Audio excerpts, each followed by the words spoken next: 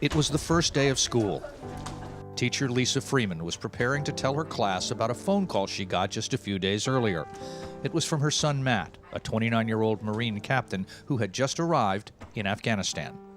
He called and he said, "Mom, the kids are so cute, the people are so nice, but the kids would rather have pens and paper than food and water. What can you get going for a fundraiser as quickly as you can and get stuff over here?" Matt was a third-generation graduate of the Naval Academy, an Eagle Scout. He was a pilot who volunteered for ground duty when he heard that Marines were needed there. As Lisa was telling her class about Matt's call, the principal came to the door and asked to speak to her. And she said, "Lisa, you need to come with me. Somebody else will watch class for a minute." And I knew right away. And I said, "No, I'm not going to go with you." And I kept trying to say, "Tell me he was just hurt." And I knew that he wasn't.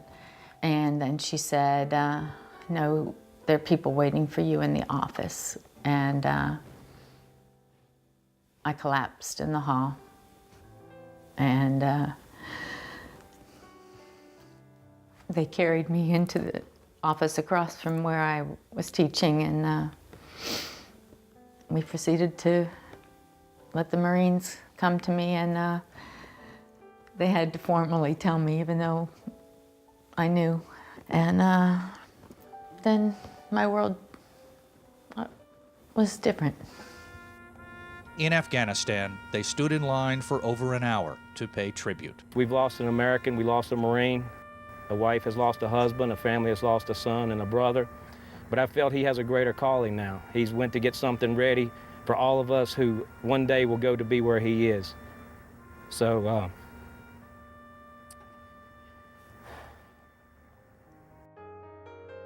Matt's body was returned to his hometown. Then leaving the airport with him for 17 miles, the streets were lined, and as we got closer and closer, the crowds grew. It was amazing, it was overwhelming, it was surreal, it was uplifting. It is something that will stay with me till I die, that these people came out and gave me some kind of hope that there was a reason. That reason became apparent in a matter of days.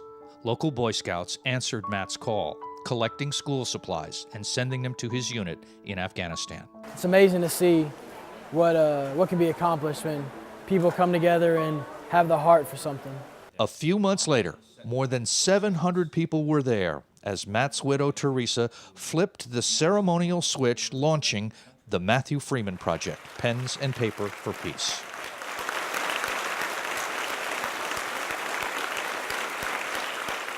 Freeman Project, roll 1, take 1. Marker. And action. This is the story of loss, of love, of a life given. Within a matter of days, local television stations rallied behind the project, one with the primetime special, and 3 of them joined together by having their anchors host a fundraiser on local cable. We have all come together to support Lisa and her son's vision. During the program, Lisa explained the mission of the Freeman Project and the challenges that must be overcome. Pens and Paper for Peace is the way for our service people to reach out to families in the areas where they are deployed. It is the way for American children to learn about the needs of children where girls haven't been educated for decades, where hatred and intolerance are part of the curriculum.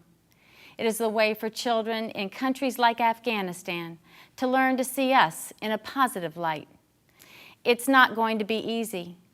We have to build an infrastructure to collect, store, and ship supplies, first here in the U.S. Then we must overcome the challenges of moving these same supplies into war zones and into the hands of children. Within a matter of weeks, money raised on the program was used to collect school supplies that were then shipped to 300 children outside Jalalabad, Afghanistan.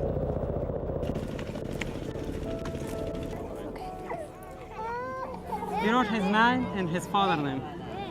Awesome. Matthew Freeman is here with me right now, in spirit, but he's living this with me.